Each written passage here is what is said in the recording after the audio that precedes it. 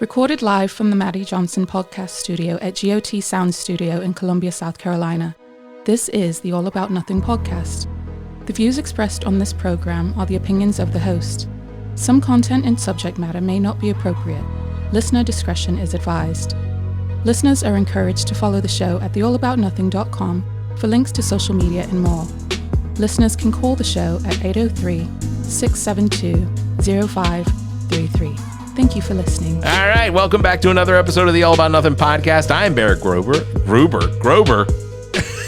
You Groper, you brought her.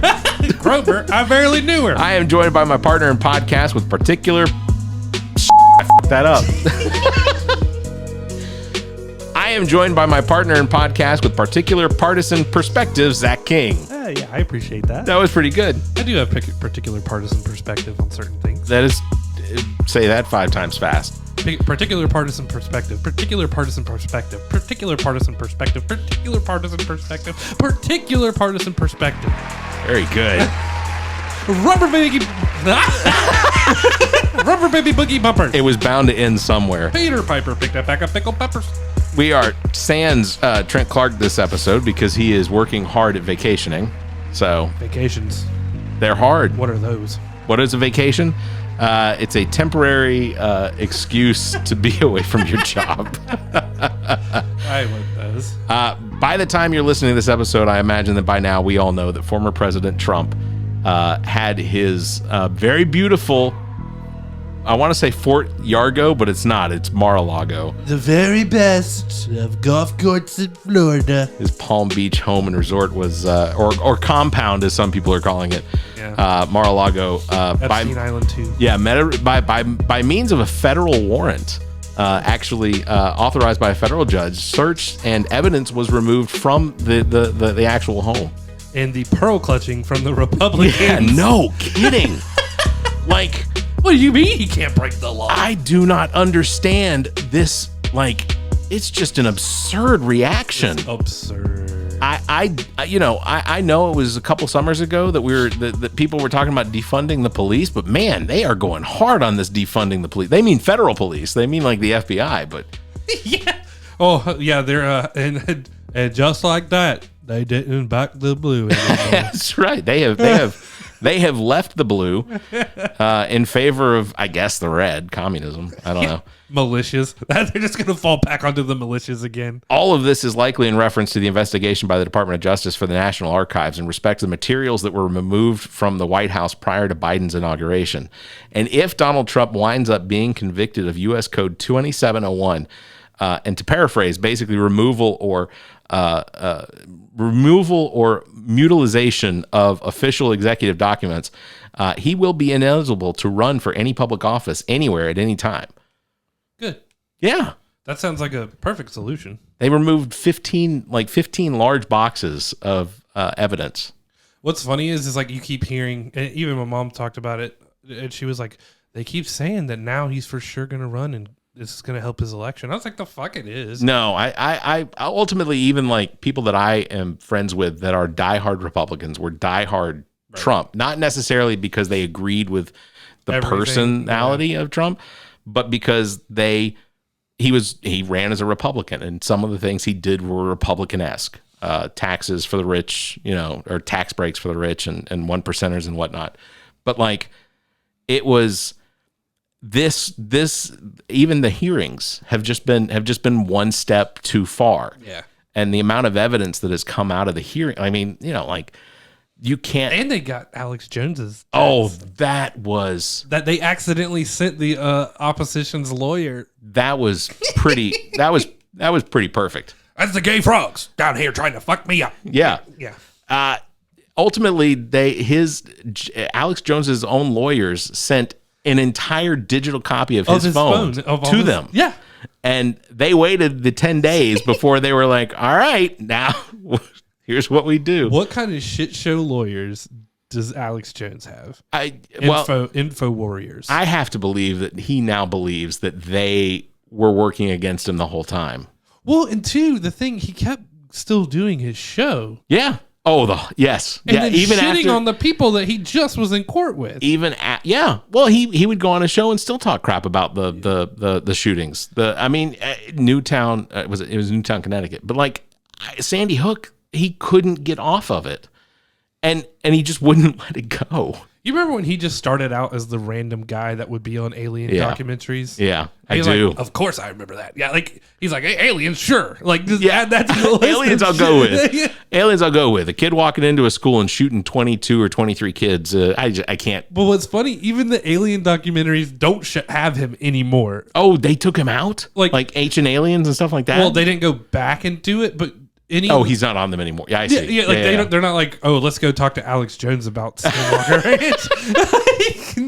They're like, oh, first we believed. I think it was a very quick flash in the pan for him. Yeah. But it just goes to show you, even conspiracy theorists, when it comes to aliens, are like too far. It's weird how, because there are people that still watch and listen to his show. But it's not InfoWars anymore, right? No, it's still InfoWars. But they had to take it off of the InfoWars. Yeah. Yeah, people still watch it. I mean, it still probably draws in at least 1 million viewers every episode. Yeah. And if you want to know how Alex Jones really is, you just got to listen to that episode of him on Joe Rogan. Yeah, that was I'm clinically retarded. Yeah. And he's like dead ass serious. Yeah. And you're just like, I guess it's fine if you're calling yourself that. I don't know what else. Like those were his verbatim. Those were his words. Quoted. Yeah. I was introduced to that episode by a mutual friend of ours, and when she said you have to go listen to Alex Jones, and I said there's no way I'm subscribing to InfoWars to listen to Alex Jones, and she goes, no, he's on Rogan, and I said, all right, I'll go listen. I listened, and that was gold. It was so good. I cannot imagine a situation. I cannot imagine a situation in my life not experiencing that.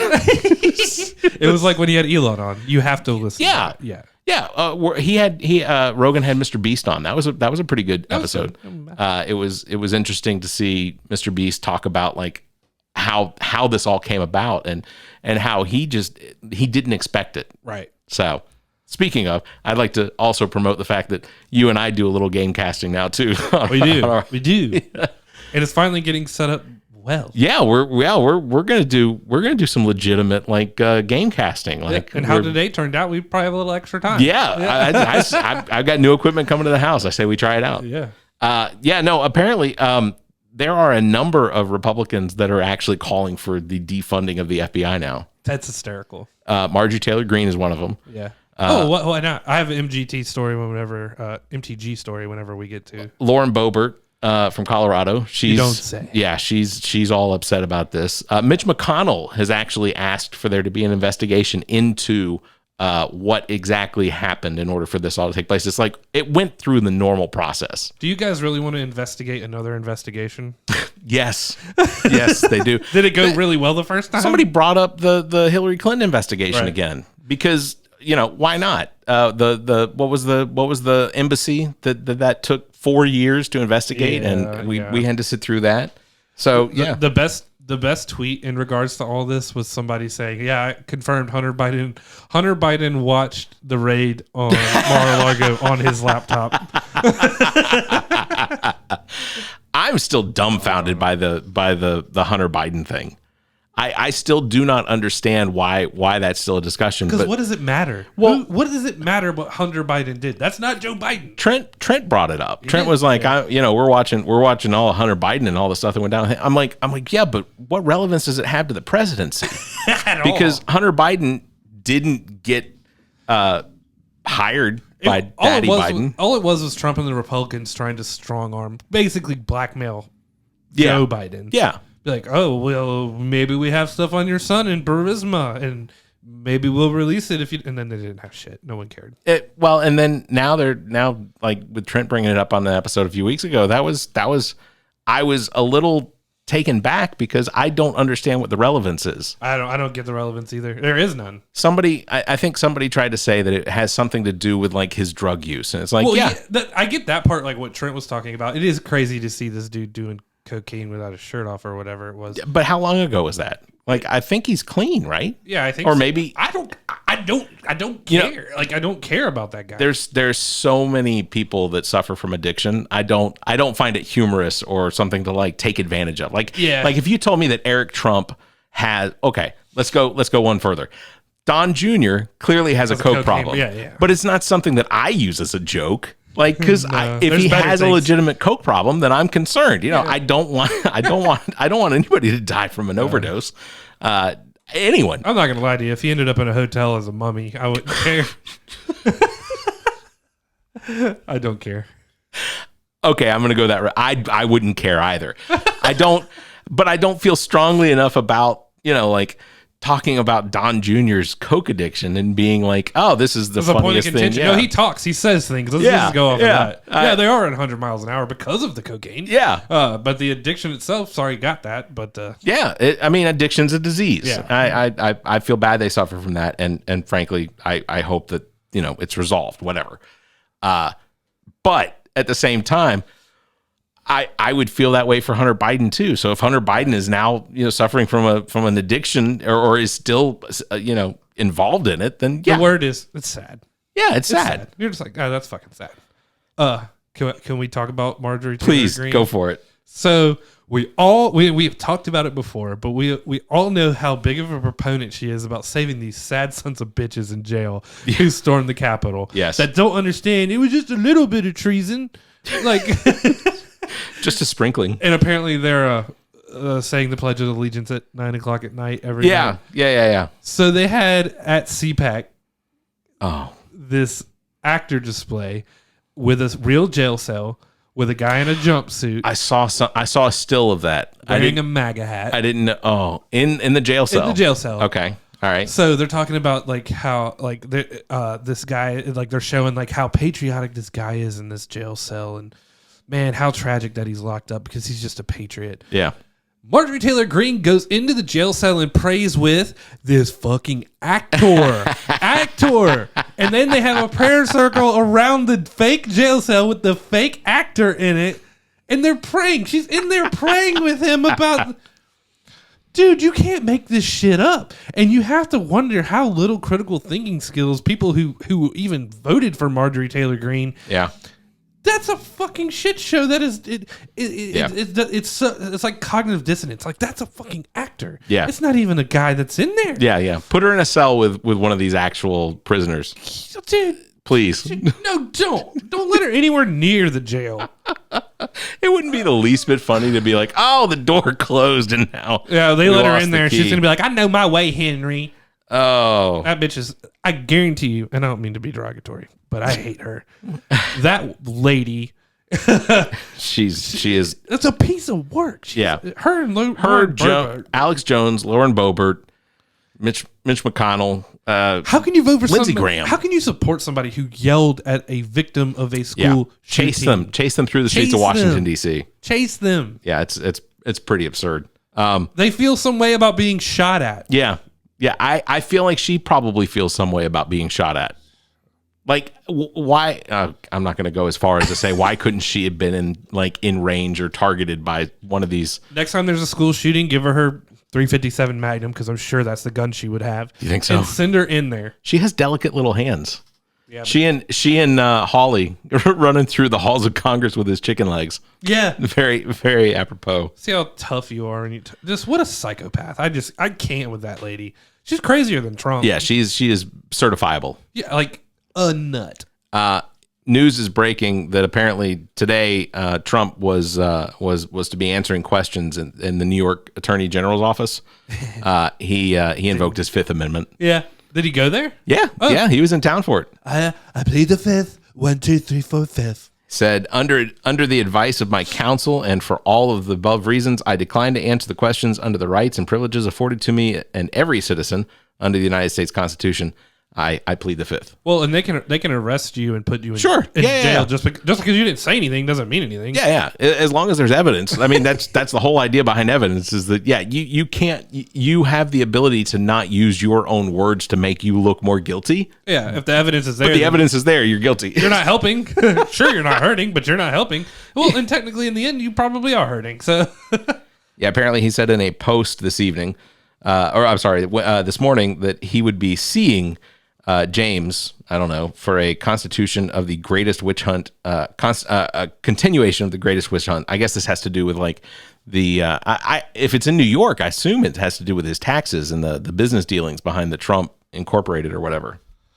Well, if it's a witch hunt, the stake is getting ever closer and the gas is on the wood. You know, when the news broke about Mar-a-Lago, that the FBI had raided Mar-a-Lago, it's like, you know, you want to be quick to jump and make jokes about it, but like, which investigation is this for? Yeah, which one? Yeah. Is it it's the New York Attorney General's office? Is that what it was? Yeah. Yeah.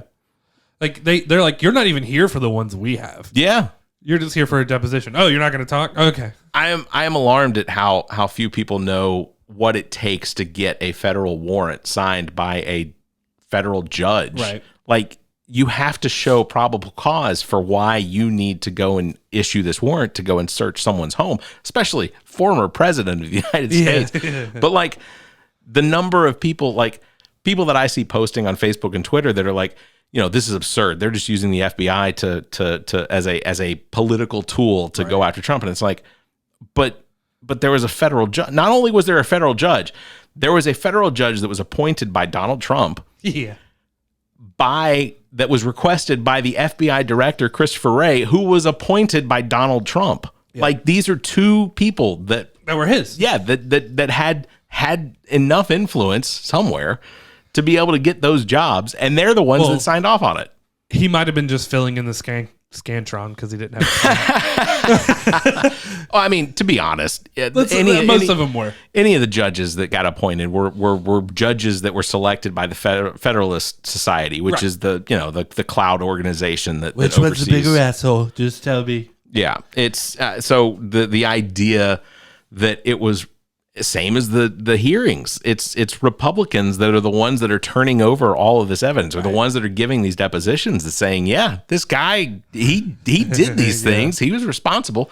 And ultimately, you can't. Well, and we talked about the pearl clutching of all of it. Oh, yeah. But you have to think, like, you guys can't genuinely like him, like, right? Because like Ted Cruz, he called your wife butt ass ugly and you did nothing about it. Right. He called you slimy all the time. Yeah. Dude, Lindsey Graham, he bitch slapped you so hard by giving out your phone number. Oh, yeah. Like, why don't you guys get together and, cage the Kraken, lock them under Mount Doom, do whatever you need to? I mean, like, there's already an organization. The Lincoln Project is an organization of Republicans that are working to make sure that Donald Trump cannot influence politics or policy in the United States again. Right. And they have enough backing. You could just jump on board. They would be absolutely welcome to have like a Mitch McConnell or a Lindsey Graham show up and be like, you know what? I'm going to put my support behind this now because, frankly, it's gone too far. And they do it on board, right? Yeah. They do it right. Yeah. They do it legally, correctly. And all you have, it was one of my dad's funniest sayings, but all you have them saying now is like, quit ruining my story with the facts. Right. Yeah, exactly. You're messing up my story with the facts. Exactly. It's hilarious. It is. Where do we go without facts? Just your narrative? That's a fictional narrative. Yeah, exactly. So I was going to say, but isn't most of politics some sort of a narrative anyway? It is, but I feel like I'm in crazy land. We've talked to so many good people in here. Yeah, I agree. That are literally genuine. Maybe they haven't had the time to let the system corrupt them. I don't Agreed. know. Yeah, I genuinely don't think that most people get into politics to be corrupted. They want to be the change they want to be the change that they want to see. I say that and then have to at least acknowledge that there are some individuals that I think should stay out of politics. You don't say. Yeah, no, I will say. Especially when it comes to, like, I don't know, school board. Uh-huh. Yeah. I suspect that that particular individual doesn't listen to this show. Even people for certain districts. Yeah, especially my district. We're not saying there's some turds among the eggs, but there's some turds. There's some really big turds, and I say that in not just figuratively, but I have to assume literally because I know at least one of them spent so much fucking time on the toilet when I was. Like, it's concerning. Hours. Yeah, when you just passing by pick up an entire series of Boston Legal and an entire series Star Trek: The Next Generation, and I know no one listening to this understands what it is I'm saying, but this particular individual running for school board spent so much time on the toilet, there was genuine concern for his prostate. Yeah, it touches the There water were a lot. open conversations in the office about what might be medically wrong with him. I'm beginning to think this episode is not airable. I'm beginning to think so too. I'm going to do it anyway. Leave it in. Oh my It's God. all. Those are not all hosts share the same opinions. No, look, my head is forefront on that. On that poster, I'm gonna say, I disagree with some of what I read on the internet when it comes to what people think the school board should be responsible for. Sure. Parents creating the curriculum for the students, bad idea. Because you're going to ask the teachers then to go and follow through on that. You're going to have, we are down 17,000 teachers anyway. Well, I think parents do have a say in curriculum, but when it's an extreme say in the curriculum, like where you're like, we're throwing out the textbooks. Yeah, not only that, but you want librarians to go through the library, the books, and censor what's in the library. Oh, right. Yeah, no. Like, They actually had a book fair. Sorry to take No, you you're off. good. They had a book fair that was for kids to read all the banned books. I thought that Yeah, was I saw that. fantastic. I saw that. Catcher in the Rye, read it. It's a book. Yeah. But I just don't understand this idea behind saying there are books that are inappropriate for kids to read. Sure. And it's not because they're inappropriate. It's because it makes somebody feel bad. Like, Let me take you back to a time that you're familiar with. oh, Lord. When I get it. I'm old. in middle school. I didn't have a middle school. I didn't go to a middle school. You didn't go to a middle school. No, my schooling was kindergarten through Eighth seventh grade? grade. Seventh grade was elementary, and then 8th through 12th was high school. Okay, so you didn't even have an intermediate school. Not remotely. Oh, so I had a middle school, which is 6th through 8. Yeah. But so 6th grade, my first time through, yes. I did not fail. I was held back. This is a fact. I'm not ashamed of it. I graduated with a 3.8 GPA. All right. Well, sometimes it takes a little extra effort. It was really easy to pass all everything. I bet it was. No, sorry. But they showed us in the first year in 6th grade. Yeah. We watched Clash of the Titans, the old one. Oh, okay. Okay. What is in that? I Boobs. was A lot gonna of say boobs. Caligula. Was that a? Clash of the Titans, man. Prometheus' mother. It's the same time frame, isn't it? Caligula? No, that's the. They don't take place in the same. That's Romans. Yeah, you're talking about the orgy guy. Yeah. No, Oh, okay. and it's Greek. Okay, fair enough. Take But- off my glasses But for that one. do you think they would ever show a single boob in schools today? Like, it's just going No. to show how controlling they are over it. Yeah. We read Clash of the Titans, and then we watched Clash of the Titans. I'm pretty sure they would ban all of it. So Yeah. I can only imagine, because I want to go back and find that article about the banned books. It's probably Dr. Seuss. Right. No. Well, the Dr. Seuss, that's a Republican thing. They want to make sure all Dr. Seuss is available because of the one that has the references to the Well, yeah, I wasn't saying it was good or bad for Dr. Seuss, but Yeah. I mean, I think they have very poor depictions of Chinese people. Yeah, I don't think any Democrats or liberals were like, yeah, we need to get rid of certain Dr. Seuss books. That was the Dr. Seuss Foundation that was like, we are going to remove these. Yeah. Okay, that's fine then. But so Catcher in the Rye is on there. Correct. What would be another one? I imagine Huckleberry Finn. They Yeah. use the N word all the Yeah, time. Huckleberry Finn probably. The Lottery Rose. That was a pretty rough one because that kid's abused. I don't know if you ever had to read that. I don't remember that one. There were books that were mentioned, and I don't remember what they are, but there are essentially the books that some candidates are talking about removing are books that have to do with what they are interpreting as critical race theory, which Yes. isn't something well, that's being that's the new wave of stuff. Right. But it's not stuff that's being taught in schools. No. And even if it was available in the library, I don't understand what the harm in having a child. That we're talking about books that teenagers are probably more apt to be reading. So the idea of taking away their right to read those books, I don't understand how anyone benefits from that. Well, in places like Louisiana, there's certain districts, and I'm going to go ahead and assume it's probably like a majority of districts there. They won't show. They want to take away books that talk about evolution. All right. And they want to have a 50-50 kind of thing. Like, okay, if you're going to teach that, this is the other side. If you're going to teach that, then you have to teach creationism on the side.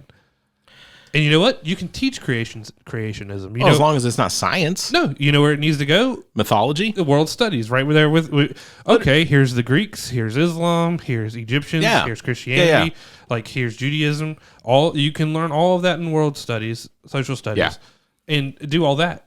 And then to the point where they're going to go like, oh, well, it's not your kind of science. We want to do like Ken Ham's whole thing. Right, yeah. Like if you want to put your kids in a Catholic school or wherever, in private education and teach them bullshit and wreck your kids down here, they'd probably be fine. Of course, 7 days. Well, it's institutional IQ lowering is what I like to think of it as. It's numbing of critical thinking. Yeah. The I guess, and that comes back around to some of the candidates that are running for student school board, because the cognitive dissonance in what they say and things like that. I mean, I read some of the platforms for my district, and it involves things like, outright saying we're going to harden the schools to protect the students. I'm absolutely in favor of protecting the students, but this isn't one of those things that's going to happen at the school board level. Like you have to lobby to the state to get the funds to take care of that. They're not just going to, as a school board member, you can't just go, oh, we're going to put more, metal detectors in the school. That's not, and I'm sure they understand that. Did you happen to see the video of the Ohio school board with a woman who was on it, and they were talking about critical race theory and stuff, and it boiled down to this woman literally defending racism. She's like, I think you have to, like, if you're going to do this, then you have to show the racist side. And the whole people who were there were laughing in the audience like, this cannot be serious. It's got to be satire. Yeah, like this woman is not up here saying you need to teach some racism. Like it was like my jaw dropped. I was like, is she up there going like, and she kept telling them to stop, be quiet. Wow. Like, we can't continue if you don't let me. Like, you're talking horse shit right now. I ultimately have to look back, and my education, and I had really good history teachers. I had excellent history teachers. But I even looking back, I'm not sure that I learned much about what took place between after the Civil War and World War I. No, you get to know Harriet Tubman, Frederick Douglass, sort of. Like, I didn't know how integral. Yeah, I'm adding more syllables than necessary. Integral. I didn't know how integral he was to Abraham Lincoln's opinion on slavery. Right. Like, I didn't know that if it was because of Frederick Douglass at the time, I know now, that he was basically the reason that the Emancipation Proclamation was written and decided, because ultimately he wasn't going to be on board for any of this, and it was because of his lobbying of President Lincoln that they actually got that done. Because, and I'm not trying to say anything bad about President Lincoln, but he would, if he could have left them intact, he would have. He said, yeah, if it didn't dissolve the Union, then he would have, as long as there were no additional slave states added, then he was fine with it. But but he didn't want women to vote, or he was not in favor of women voting, right, or owning land or having credit. He wasn't in favor of blacks ever being it wasn't that he was a racist, but it was that was a big change, and he was not comfortable with being the one to push that change. So, there are realities around these great presidents and whatnot that I think that people are uncomfortable with the knowledge of. But Frederick Douglass was absolutely necessary in the progression of the United States abolishing slavery. Well, my problem with it all is that all you know is the Harriet Tubmans, the Frederick Douglasses, the Rosa Parks, the Martin Luther Kings, the Malcolm X, and barely Malcolm X. Hardly.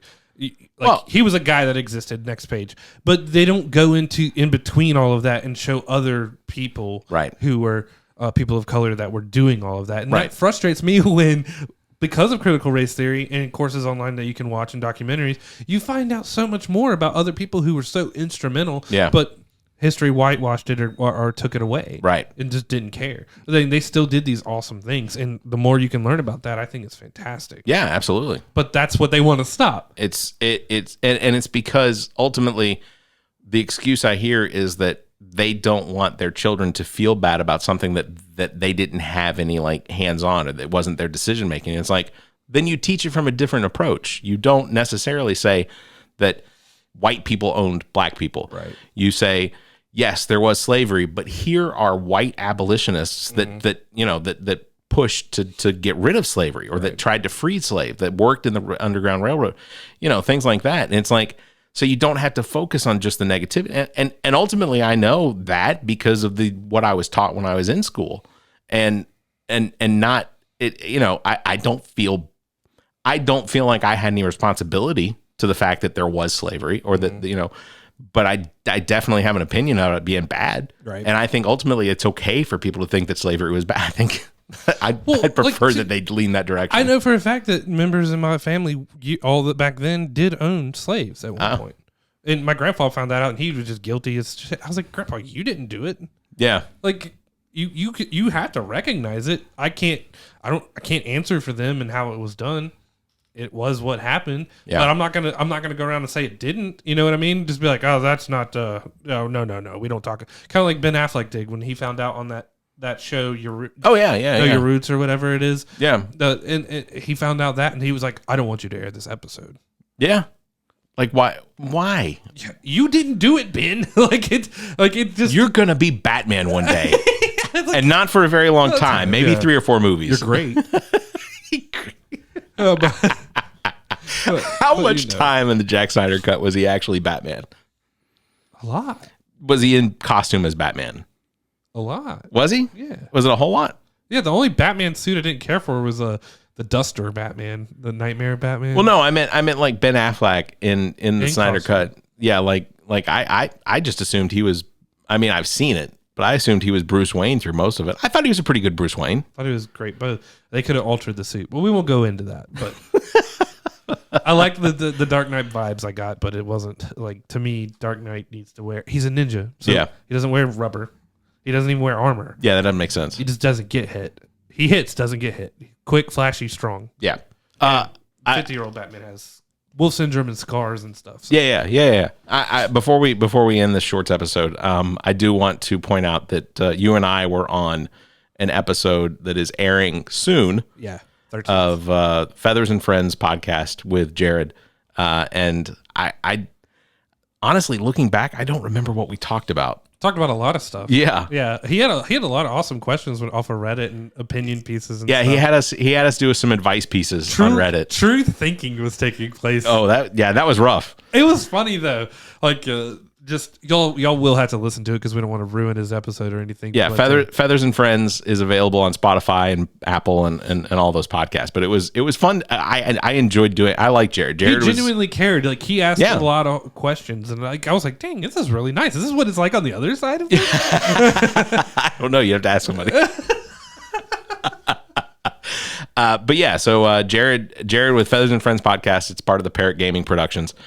Which you can find on YouTube as well, where he plays Insurgents. What is it, Sandstorm Insurgent?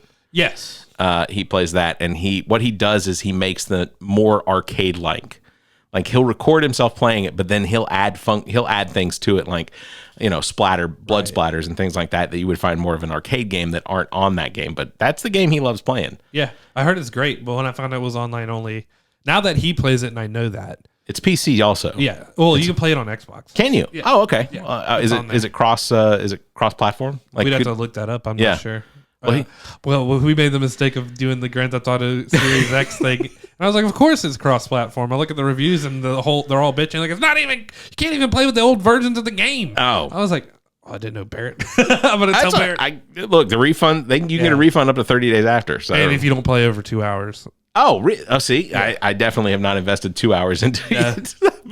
I don't know if you noticed. If I go over 2 hours, if the game is shitty, I know within an hour. recently on my Twitch, I've been using the Microsoft Flight Simulator. Yeah. So like, I will just pick a destination leaving from Atlanta and then fly it all the way to, like, this morning I flew to New Zealand, but I'm putting that on my Twitch and just letting it run and creating little clips every now and then. It's really dumb, but like So you actually take the trips. Yeah. Me? I get like a Boeing 747 and I fly over the dam and try to land on the dam. There's a runway out in Newberry that I tried to land on, and just like you were talking about, I couldn't. Even with the regular the guidance and whatnot. Well, yeah, but even with the little bush plane, I couldn't stop it on the runway. I landed in New Zealand this morning, and I did stop on the runway, and I did get it off the runway and taxied, and then turned off the engine, so everything was good. That was a Boeing 747, but I know now that I cannot take off from Columbia's airport, and I now know why we can't get 747s into Columbia, because that runway, in real life, that runway is way too short. See, I didn't know that. So, because I thought I had ridden on a Boeing 747, but I guess they were all 737s. Yeah, not out of Columbia. It is like you are into the grass, and then you take off, but you're in the grass, and that's going to slow you down. But like when you pull up, the wheels are still rubbing the trees. And see, when I first played it, I had Grand Theft Auto logic, and I thought my plane would be a fireball. No, your plane just keeps working as long as it can. So next time we get on and we're playing, I have to show you. I have to show you that takeoff, or you try it. 747 out of CAE. Can we multiplayer? I don't know. Maybe I don't know. That's something to you check. have to. Yeah, there's got to be something. Like, who wants to fly alone? I flew alone. I'll invert my 747 like Top Gun. Yeah, that's right. That is, I have to imagine that even in a flight simulator, that is difficult to do. We'll see. That is probably very difficult to do.